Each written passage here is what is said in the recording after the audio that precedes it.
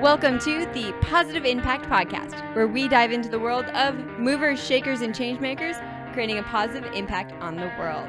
This is your host, Alexandra Black-Pollock, and together we're going to tackle real issues, discovering how we can make the world a better place. Thanks for joining us for another Stories from the Field episode where we're connecting with different people who are able to drive home the impact of organizations and their work around the globe. If you're looking for tactical ways to move forward and make this type of impact in your endeavors, then you need to check out Journey to Social Entrepreneurship, an entire event designed to harness the power of service and move forward towards successful social enterprise. Check that out and unlock all of the recordings, my free gift to you, at journeytosocialentrepreneurship.com. And with that, we've got some incredible stories on the line today. We're continuing our special Super Bowl edition today. On Wednesday, we connected with Julie Hershey from the Philadelphia Eagles to talk about their absolutely incredible community initiative, The Eagles Cares, to drive home the huge impact the program makes. Joining me is Darcy Walker Krause, the Executive Director of the Center for Grieving Children. Darcy and the Center partnered with the Eagles Cares in 2015, and we're going to dig in to the lasting relationships that partnership has formed. Darcy, thank you so much for joining me today. Thanks for having me, Alex. I really appreciate it. Now, this is just such an interesting organization, the Center for Grieving Children. Can you tell me a little bit about the work that you do? Absolutely. So the Center for Grieving Children provides, in a nutshell, free grief groups for children ages 5 through 18 in the city of Philadelphia. We operate 4 locations in the city where we run the grief groups for the children and also their caregivers or parents at the same time. And then we offer free grief groups as well in about 60 schools this year in the city of Philadelphia. Wow, that is such a comprehensive and extensive program all throughout the community. Yeah, it's really important to us to really change the way that our city and our community views grief. It's a normal response to death, and we're really trying to move that ball forward. We're trying to educate and train professionals that we come into contact with, and really provide the support that children need, which they're able to give each other in the group context. Now, loss and grief can just take so many different shapes. The children that you work with, what type of loss have they experienced? All the children we work with have lost a close loved one to death.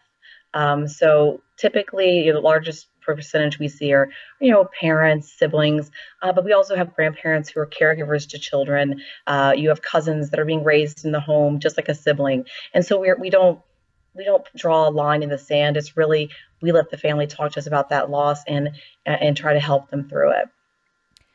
Now, last year, you guys partnered with the Philadelphia Eagles as part of their Eagles Cares initiative. At the very beginning, when you applied for this program, how did you hear about it? It's really funny. I actually heard about it through a friend. Basically, one of my friends has another organization she works with, a pediatric childhood heart program, and she invited me to come because I'd volunteered with her organization before. She said, "I think this would be great for you because they were having a summit, and she invited me to come as her guest because they had gotten some free entries into that. And so while we were there, she was telling me about it, and they also presented, and the application was due the next day." Oh, so let's get moving now. Right. So I introduced myself to Julie, and she forwarded me the application, and I did it that night and submitted it for consideration the next day. Wow, how robust was this application? What time did you go to bed? It was a late night. Oh, man. Well, what a unique partnership, because Julie did touch on really the different ways that they've been able to partner with you, including one unique story around capacity building and the fact that they actually almost doubled the capacity of your building. Yes, that's correct. Can you tell us a little bit about that? Absolutely. So we have a space in a building that houses other nonprofits, and it's a great space, but it was a little bit almost too big in the sense that the room where we had groups was this one continuous room. Frankly, the kids, when they have a little too much space, they're running around. It's hard to get them into the group. And so we've been talking for a while about how if we just had a wall in this one location, wouldn't that make the world of difference? We'd have a smaller, more contained space for our children's groups. And then we could have an additional space where we could have, we could have the caregivers meet groups, where we could have when we do family registrations, we sometimes we'll pull the parent out and just get some information maybe they don't want to share in front of their child, things like that. And we always have to kind of either borrow space from the building or go into our offices. And so when the Eagles sat down to meet with us and asked us things that we needed, that was one of the things that we had that kind of had on our list that we just really didn't have the money to put into it. And they said we have resources that can really help. And so they sent out their facilities team, and the facilities team built a wall, put it in a couple doors, created a completely separate space that doubled our ability for groups. I mean, it allows us to have two groups in that same space that was, originally one space. So it was an amazing transformation of our space. And one of the things Julie and I touched on, what a unique way for the facilities team to give back and get connected in their community.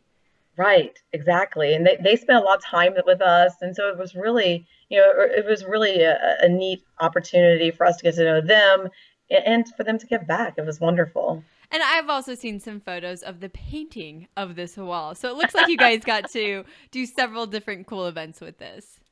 Yes, we had a painting night where I went with actually one of Julie's counterparts and selected paint of our local, Home Depot.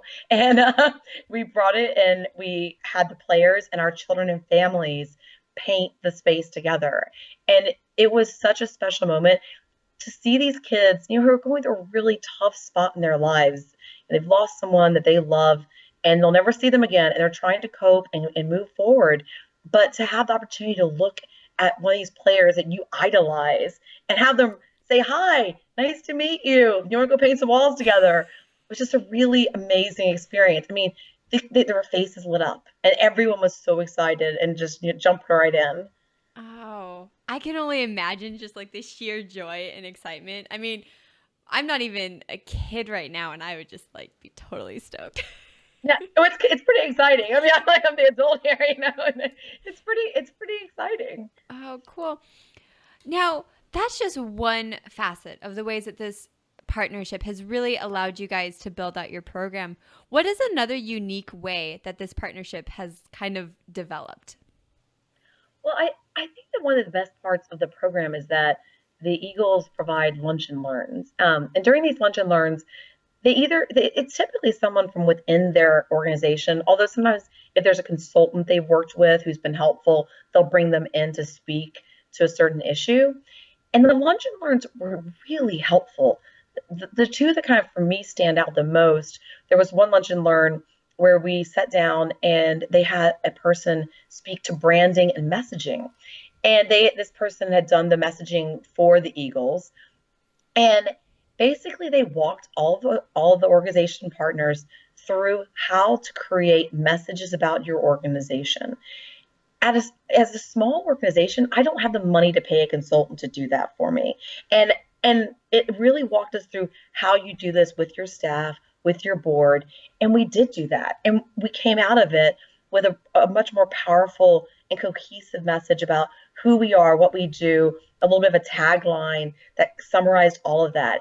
And honestly, I think a consultant would charge me $20,000 to do what I was able to get in this lunch. Another lunch, they had their video team. They gave us all video cameras that we could keep and the software and walked us through how to use video cameras because, nonprofits are always looking to create videos about their work, but that costs money and it becomes difficult to get, time after time. And so this really just actually gives us the capacity to do the work ourselves. So it really, I think it kind of goes back to that whole, the fisherman, like, you give a man a fish or you teach him how to fish, right? And I think the Eagles really are doing that. They're teaching organizations how to be better organizations and how to do their work more efficiently and how to ask for the right things of the right places.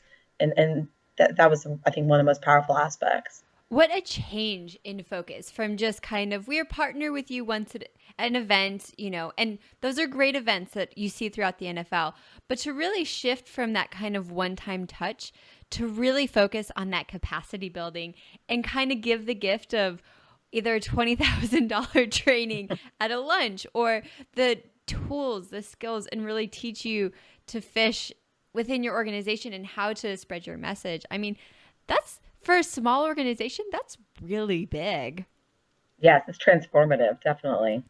Now, you mentioned that you guys were able to come up with a tagline, and so you definitely piqued my interest. What is your new tagline? Our tagline is making our city stronger, one child at a time. Oh, I like it. Thank you. One of the other cool things about this partnership is that they really encourage not only their staff, the facilities, the program directors, the PR team, but they also encourage the players to get involved with the different nonprofits they partner with. How have some of the players been able to get involved with your organization? Well, basically starting at the training camp, which is the kind of the first kickoff event for the Eagles Care Partnership year, we got to invite our children to come to the training camp.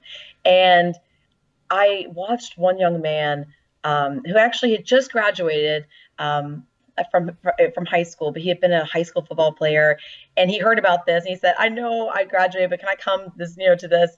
And so he came. He lost his mom when he was young, and he and his father came to the center for I think about 4 years, and he actually got the chance to shake hands and take a picture with a couple of the players that he looks up to, and like I said earlier, the look of joy that it really brings to someone who's going through a tough time, it's just really special. Another amazing event that we had a holiday party, and John Dornbos is an Eagles player who, unfortunately, his mother died when he was a young man, and it really transformed his life. And one of the things that he found to help him cope was magic. He does all sorts of magic tricks. And I didn't see that coming. No. And so he was at our holiday party that we actually held at the NovaCare, which is like the training area for the Eagles, and their cafeteria. And we had Mark Sanchez there. We had obviously John was there, and John starts showing magic tricks after everything's over. And one of our young men also used magic to cope. And they start talking, and John starts showing him magic tricks, and it just kind of basically transforms this young man, a couple of friends, and the family. John gives them a tour of the locker room, shows them all, basically gives them this once in a lifetime experience of touring around the NovaCare Center with John Dornbos, who gets what you're going through because he's also experienced this loss and talks about it in the most honest and sincere way. I mean, that to me is just, it's so admirable. And then these kids got to connect with him on such a personal level. And so, I think John is someone who we've gotten to know the most through our work with the Eagles. He's truly an amazing person in the way that he gives back and shares his story. And what are the chances that he uses magic to kind of recover and to cope? And also one of your participants. I mean, like, that's magic right there. Forget the actual magic trick. Yes. And I'm so glad that you brought up the fact that different players kind of have resonated with this. It was actually my next question. So, I'm glad you stole that. But that was kind of the magic that Julie was talking about, is by having different programs, they get the players involved with the ones that speak to them the most. And what a deeper connection when John uses magic and also one of your participants does. I mean, that's just a different dynamic. It is. It really is. And these players, a lot of them have, they have several different organizations.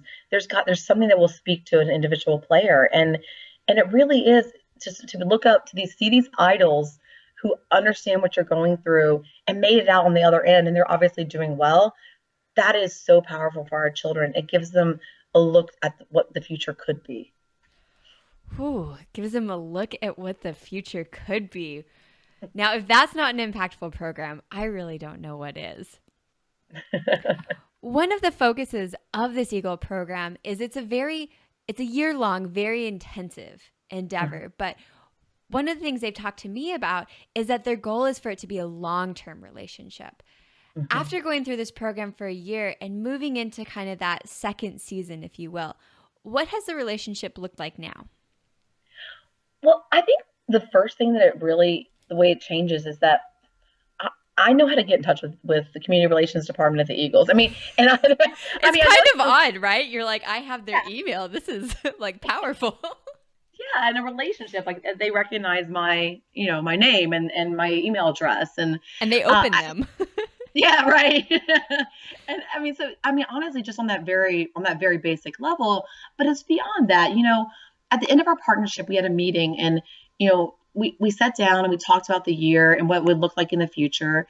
And I felt that in that meeting, Julie kind of gave us a couple of pieces of advice and really said, we're here for you. So if kind of if you want to pursue anything, reach out. We're always open to talk. Um, and I know, for instance, after our program had ended, we actually utilized space at Lincoln Financial Field, the football stadium, and had a drumming workshop. Over the summer, we do family fun nights, and That sounds like a fun night. I mean, it is. It's a great. Josh Robinson. He's a drummer and he does amazing work with youth. And basically, we've had him come out. He makes drums out of like buckets and out of car tires, things that you can get a hold of, and duct tape. And then he teaches how to drum, and he teaches in a very attainable way in the sense that he teaches words as rhythm. So, and he uses Mexican themes. So he'll say rice, rice, taco, taco. And you learn basically you get to quesadilla, and learn, and then you start to beat that into the drums, and then he takes it and makes it into words that are powerful words of hope or have a message, and so we tie it back to our mission.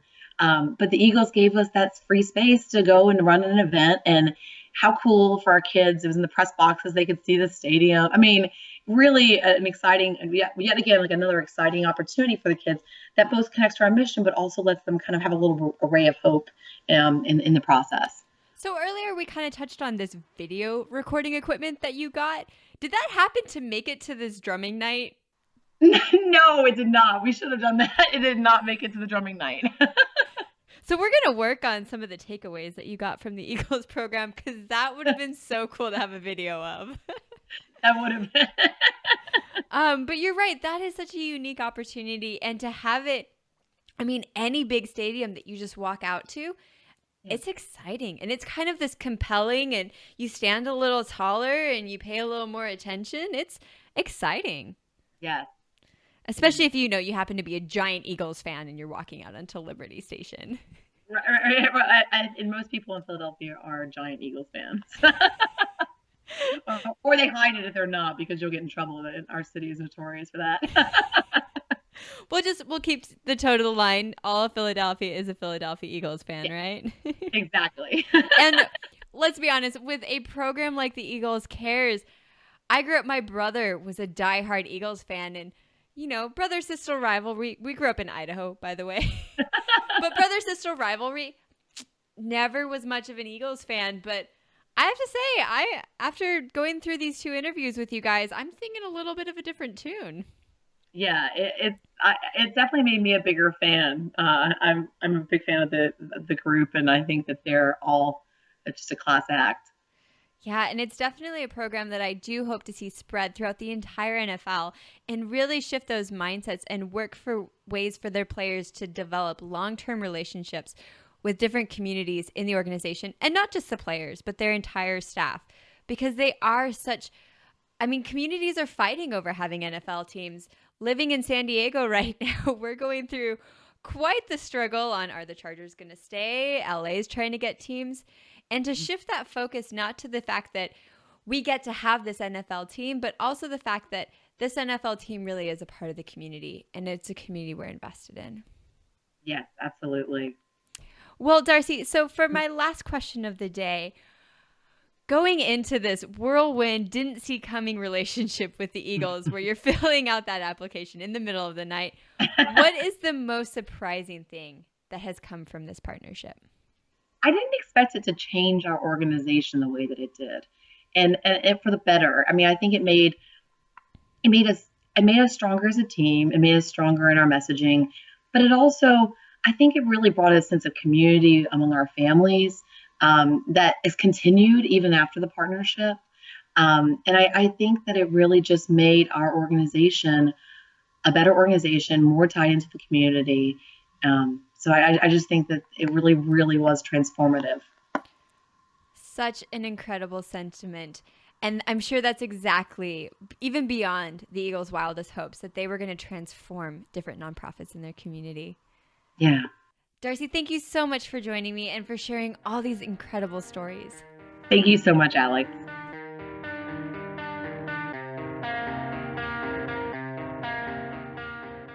Well, movers and shakers, that concludes our Super Bowl features of the Positive Impact podcast. I'm not going to lie, I really wish that we did start evaluating some of the teams based on the impact they made in the community and not just what goes down on the field. Although, don't get me wrong, I do enjoy a great game and I will be watching the Super Bowl on Sunday.